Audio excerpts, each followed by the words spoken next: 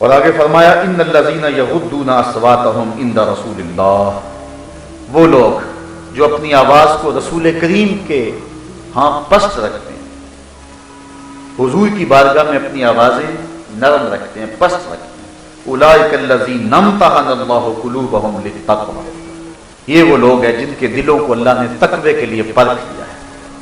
تقوی کی علامت کیا ہے؟ متقی کون ہے؟ جس کی نمازیں زیادہ ہیں، جس کے روزے زیادہ ہیں، جس کی عبادت کا طول و عرض بہت سارا ہے، جس نے حج اور عمرے زیادہ کیے ہیں۔ اللہ کہتا ہے جو میرے محبوب کا ادب کرتا ہے اس کا دل تقوی کے لیے منتخب ہو گیا۔ یہ سیدھی سادی نشانی سمجھ میں آ گئی۔ متقی کون ہے دیکھنا ہے، متقی کون ہے؟ حضور کا نام سن کے جس سے ٹھنڈ پڑ جائے سمجھو متقی ہے۔ حضور علیہ الصلوۃ والسلام کا ادب جو ملحوظ رکھے وہ متقی ہے۔ ادب پہلا کرینہ ہے محبت کی کرینہ۔ بلکہ شہر اقبال میں آیا ہوں تو اقبال کی بات بھی تو یہاں کرنی چاہیے۔ اقبال سے پوچھا گیا کہ دین کیا ہے؟ دو لفظی بتاؤ دین کیا ہے۔ ایک تو تھا 3 گھنٹے کا خطاب کیا جائے کہ دین یہ ہے، 600 صفحات کا مبسوط مقالہ ہو کہ دین یہ ہے، لیکن اگر 2 لفظوں میں پوچھنا چاہو کہ دین کیا ہے تو اقبال کہتا ہے دین سراپا سوختن اندر طلب، انتہائش عشق آغازش ادب۔ اگر 2 لفظوں میں تشریح پوچھو نا دین کی کہ دین کیا ہے تو اقبال کہتا ہے طلب یار میں جلنے کا نام دین ہے۔ طلب یار میں جلنے کا نام دین سراپا سوختن اندر طلب، طلب یار میں جلنے اور مرنے اور تڑپنے کا نام دین ہے۔ اسی لیے کہا تھا نا اس نے اللہ سے تڑپنے پڑکنے کی توفیق دے، دل مرتضی سوز صدیق دے۔ بجھی عشق کی آگ اندھیر ہے، مسلمان نہیں خاک کا ڈھیر ہے۔ عشق نہیں تو کچھ بھی نہیں ہے، عشق ہی ابتدائے ذات، عشق ہی انتہائے ذات۔ عشق نہ ہو تو شرف دی بت کتا تصور ہے، کچھ بھی نہیں پلے بچتا اگر عشق نہیں ہے۔ یہی حرارت ہے، یہی جذبہ ہے، یہی سب کچھ ہے۔ تو اقبال کہتا ہے دین کیا ہے؟ دین سراپا سوختن اندر طلب، طلب یار میں جلنے کا نام دین ہے۔ انتہائش عشق آغازش ادب، ادب سے دین شروع ہوتا ہے، عشق پہ ختم ہو جاتا ہے۔ تو یہ ہے دین اور یہ ہے دین کی تشریح۔ تو وہ لوگ تقوی والے ہیں جو اپنی آوازیں حضور کے ہاں پست رکھتے ہیں۔ لہم مغفرۃ و اجر عظیم، ان کے لیے مغفرت ہے اور اجر عظیم ہے۔ ایک تو اللہ نے بخش دے گا، سارے گناہوں سمیت بخش دے گا، اور دوسرا اجر عظیم۔ اجر عظیم کیا ہے؟ دیکھو میں اگر کہوں کہ آج میں نے بڑی خیرات کی ہے تو کتنی کی ہوگی؟ 500 روپیہ دے دیا ہوگا، 1000 روپیہ بانٹ دیا ہوگا۔ بڑی خیرات کی ہے تو میرا بڑا کہنا اتنا ہی ہو سکتا ہے، لیکن 1 کروڑ پتی شخص کہے کہ آج میں نے بڑا مال بانٹا ہے تو اس نے لاکھوں بانٹے ہوں گے۔ لیکن اگر ارب پتی کہے آج میں نے بڑا بانٹا ہے تو اس نے کروڑوں بانٹے ہوں گے۔ اگر کھرب پتی کہے کہ آج میں نے بڑا مال لٹایا ہے تو اس نے 15 روپے تو نہیں لٹائے ہوں گے، اس نے اربوں روپے دے ہوں گے۔ جتنا بندہ بڑا ہو اس کا بڑا بھی اتنا بڑا ہوتا ہے۔ تو جب اللہ کہہ رہا ہے کہ میں بڑا اجر دوں گا تو پھر اللہ کا بڑا کتنا بڑا ہوگا؟ جو رسول کا ادب کرتے ہیں اللہ کہتا ہے ان کے لیے اجر عظیم ہے، تو جس کو اللہ بھی عظیم کہہ رہا ہے تو وہ کتنا عظیم ہوگا؟ اب اللہ کا کلیل دیکھ لیجیے، اللہ کے عظیم کا تو اندازہ نہیں ہو سکتا۔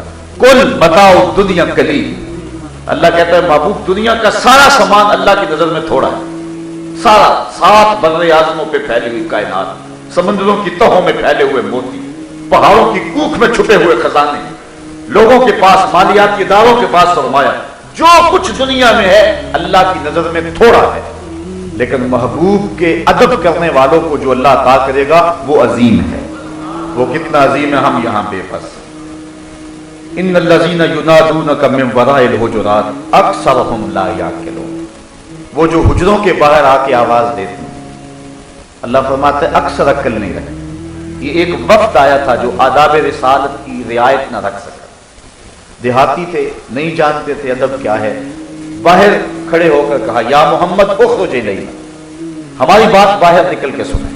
یہ حضور سے انہوں نے کہا، اللہ تعالیٰ کو ان کی یہ ادا پسند نہ آئی، سورہ حجرات کی آیتیں اتاری، اور اسی وجہ سورت کا نام حجرات ہے، حجرے کی جمع حجرات ہے۔ اللہ نے محبوب کے حجروں پہ سورت اتاری، اللہ اکبر۔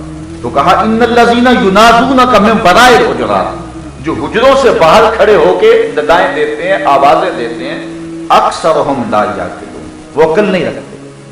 वलो अन्नहुम सबरू, अगर वो आवाजें ना देते, सब्र करके खड़े हो जाते, हत्ता तखरुज इलैहिम, महबूब तू खुद ही आ जाता। बंदा मिट ना जाए आका पे तो वो बंदा क्या है? बेखबर हो जो गुलामों से, वो आका क्या है? गुलाम आए थे, नबी को पता चल गया था कि गुलाम आए, सब्र तो करते, नबी खुद ही तशरीफ ले आता। यहां तो लफ्जों का सहारा लेने की जरूरत ही नहीं होती। हजरत हुज़ैफा बिन यमान की सुनी, सिहाब की रिवायत है, कहते हैं मेरी अम्मी ने कहा कि जा हुजूर के पीछे नमाज पढ़ और हुजूर से मेरे लिए और अपने लिए दुआ करवा। कितने खुश नसीब लोग। आज आपकी माएं कहती होंगी बेटे जाओ कुरान का दर्स सुनाओ, लेकिन वो कितनी खुश नसीब माएं और कितने खुश नसीब बेटे होंगे। माएं कहती होगी बेटे जाओ हुजूर की ज़ियारत करा, हुजूर का दीदार करे। तो कहा बेटे जा हुजूर का दीदार करे, लेकिन इस शर्त पे तुम्हें छुट्टी देती हूं कि जाके हुजूर से मेरे लिए भी और अपने लिए भी मग़फ़िरत की दुआ जरूर करवाना। ये अगर वादा करते हो तो चले जाओ। हजरत हुज़ैफा बिन यमान ने वादा कर लिया, आगे हुजूर की खिदमत में। मग़रिब की नमाज का वक्त था, हुजूर ने नमाज पढ़ाई, सलाम फिरा, आरज़ू थी अर्ज़ करूं, लेकिन हुजूर तशरीफ फरमा नहीं उठे। कहते हैं मैं भी बैठा रहा। इशा की नमाज का वक्त आ गया, नमाज इशा पढ़ाई, हुजूर तशरीफ फरमा लगे। थोड़ी देर के बाद हुजूर उठे और जल्दी जल्दी अपने काशाने नूर की तरफ जाने लगे। मैंने सोचा कि माँ का पैगाम तो देना रह गया। माँ ने तो मुझे इसी शर्त पे छुट्टी दी थी कि जा हुजूर से जाके मेरे लिए और अपने लिए दुआ करवाना। माँ ने पूछा कि बेटे दुआ करवाइए, और हुजूर से तो क्या जवाब दिया। मैंने माँ की खिदमत को भी छोड़ा और आया और दुआ भी नहीं करवाई। कहते मैं जल्दी जल्दी हुजूर के पीछे चला। जब मैं हुजूर के पीछे चला तो हुजूर हुजरे के करीब पहुंच के पलट के देखा, कहा कौन है? हुज़ैफा है। मैंने अर्ज़ की हाँ हुजूर हुज़ैफा हूं। कहा मा हाजतु का? गफ़रल्लाहु लका व लि उम्मिका, अल्लाह तुझे और तेरी मां को बख्शे, क्या काम है मेरे साथ? अल्लाह तुझे बख्शे, तेरी मां को बख्शे, क्या काम है मेरे साथ? अब हजरत हुज़ैफा कहते हैं मैं जवाब क्या देता, जो काम था वो तो पहले ही हो गया। अल्लाह कहते हैं महबूब ये हुजरों के बाहर खड़े होकर आवाजें देते हैं कि हम आगे हमारी बात सुनिए। महबूब ये अगर सब्र करके खड़े होते तू खुद ही आ जाता, हत्ता तखरुज इलैहिम, तू खुद ही तशरीफ ले आता। अल्लाह अकबर। बंदा मिट ना जाए आका पे तो वो बंदा क्या? ये कैसे हो सकता है?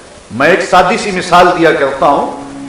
बैरूने मुल्क गए हो ना बेटे, तो आज मां को रात नींद नहीं आ रही, आंगन में वेड़े में कभी दाएं जाती है कभी बाएं जाती है। पूछा मां क्या माजरा है? कहा फलां बेटे की तरफ से मेरा दिल बेचैन है, और सुबह वाकई फोन आया कि उसका एक्सीडेंट हो गया और वो सख्त चोटों में।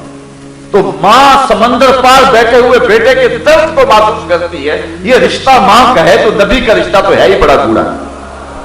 लौ तदखुलू शौकतुन फी रिजल अहदिकुम लवजदतु अला मा, कहा उम्मती तेरे पांव में कांटा भी चुभे तो उसकी तकलीफ मुझे होती, उसकी तकलीफ मैं महसूस करता हूं। इकबाल कहता है मुब्तलाए दर्द हो कोई उज़ब होती है आंख, किस कदर हम दर्द सारे जिस्म की होती है आंख। तो ये कैसे हो सकता है? हज़रत अम्मार इब्न यासिर की सुन लीजिए। इमाम सयूती ने इसको किफायतुत तालिब नबी फी खसाइस नबी में लिखा। कातिलों ने पकड़ के आग में रखा। हज़रत अम्मार इब्न यासिर रो पड़े। कातिल समझे आग से डर गया, कहा निकाल दें, मुनहरिफ हो जाएगा इस्लाम से। कहा तुम गलत समझे, मैं तो किसी और कहानी में रो रहा हूं, मेरा तो दर्द कोई और है। फंसी जो दाम में बुलबुल तो लगी यूं कहने, करेगा कत्ल गर किया है तूने असीर मुझे, कबाब शमा के शोला पे कीजिए ऐसे याद कि शक्ले गुल नजर आए दमे अखली मुझे। थोड़ी सी तशरीह कर दो। बुलबुल को पकड़ लिया था शिकारी ने। बुलबुल ने कहा कि मुझे तू कत्ल जरूर करेगा, मेरा कबाब भी जरूर तैयार करेगा, मुझे छोड़ने का नहीं। सुबह से जाल लगाया हुआ है, मैं ये कहती भी नहीं कि मुझे छोड़ दे, लेकिन हर मरने वाले की कोई आरज़ू भी तो होती। मेरी एक आरज़ू ये है कि जब तू मेरा कबाब तैयार करे, मुझे कच्ची आग पे नहीं भूनना, मुझे कोयलों पे नहीं भूनना, बल्कि जलती हुई शमा के शोले पे मेरा कबाब बना। क्यों? इसलिए कि मैं बुलबुल हूं, और बुलबुल का ताल्लुक और मोहब्बत का रब्त और रिश्ता फूल से है। तो उस वक्त फूल तो मेरे सामने होगा नहीं, लेकिन जलते हुए शोले की शक्ल तो फूल जैसी होती है। मेरी आरज़ू यह है जब कबाब बन रहा हो रुख यार सामने हो। फंसी जो दाम में बुलबुल तो लगी यूं कहने, करेगा कत्ल गर किया है तूने असीर मुझे, کباب شمع کے شعلہ پہ کیجئے اے سیاد کہ شکل گل نظر آئے دم اخیر مجھے۔ حضرت عمار ابن یاسر نے کہا میں آگ سے ڈر کے نہیں رو رہا، میں تو اس لیے رو رہا ہوں کہ شکل گل نظر آئے دم اخیر مجھے، میری آرزو ہے کاش اس لمحے حضور کی زیارت نصیب ہو جائے، میں تو اس لیے رو رہا ہوں۔ بندہ مٹ نہ جائے آقا پہ تو وہ بندہ بے خبر ہو جو غلاموں سے وہ آقا کیا ہے۔ ادھر یہ تڑپ پیدا ہوئی، ادھر حضور تشریف لے آئے، کافروں نے پکڑ کے آگ میں ڈال دیا، حضور آگے بڑھ کے ان کے سر پہ ہاتھ رکھ دیا اور لفظ حدیث کے حضور نے کہا یا نارو کونی بردم و سلامن علی عمار ابن یاسر کما کنت علی ابراہیم، اے آگ میرے عمار پر ایسے ٹھنڈی ہو جا جس طرح حضرت ابراہیم پہ ٹھنڈی ہوئی۔ تو آگ نے حضرت عمار ابن یاسر کا ایک بال بھی نہیں جلایا۔